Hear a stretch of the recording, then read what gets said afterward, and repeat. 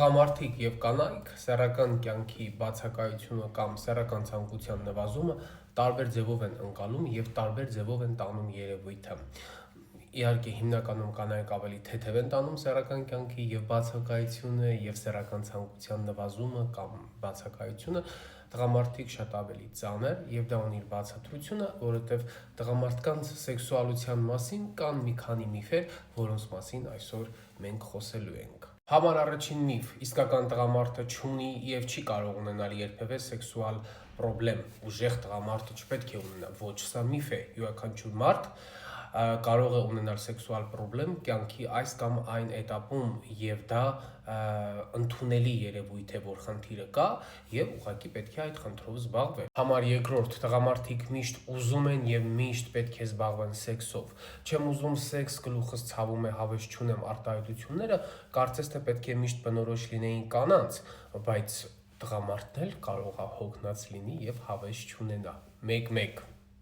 Կնոջ կողմից ցանկացած ստիմուլյացիան, խթանումը, գրգռում առաջացնող որևէ գործողությունները անպայման պետք է առաջացնեն տղամարդու մոտ սեռական գրգռվածություն եւ ցանկություն։ Ոչ, սա նույնպես միֆ է, ոչ բոլոր դեպքերում է դա աշխատում։ Հաջորդ միֆը՝ իսկական տղամարդ է նա, թե ոչ, ցույց կտա նրա հետ սեքսը։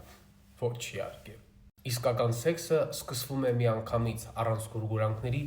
եւ ավելորդ խոսակցությունների։ Ոչ, բնականաբար։ Ինտիմ կապը իրենից ենթադրում է միայն սեքս եւ ուրիշ ոչինչ ավելին։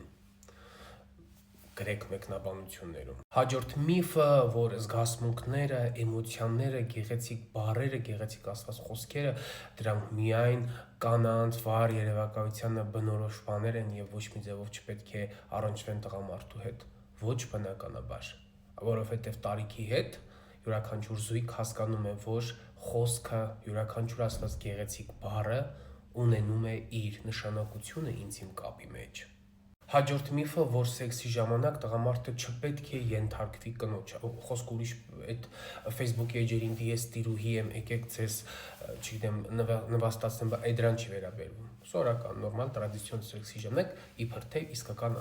տղամարդը չպետք է այդ ենթարկվել բառի տակ, պետք չի հասկանալ այլ բաներ։ Սեքսուալ կապ իրենից ենթադրում է, որ կնոջը կարող է այդ պահին ինչ-որ մի բան դուր գա ու ինքը խնդրի տղամարդուն, որ տղամարդը այդ ինչ մի բանը անի, ձեռքով կպնի ստեղ, չգիտեմ, այս շոյանքա այն եւ այլն, դրա մասին է խոսքը։ Եվ եթե սեքսուալ կապի ժամանակ տղամարդը ինչ-որ մի գործողություն է անում հանուն կնոջ, դա չի նշանակում, որ ինքը թույլ տղամարդ է։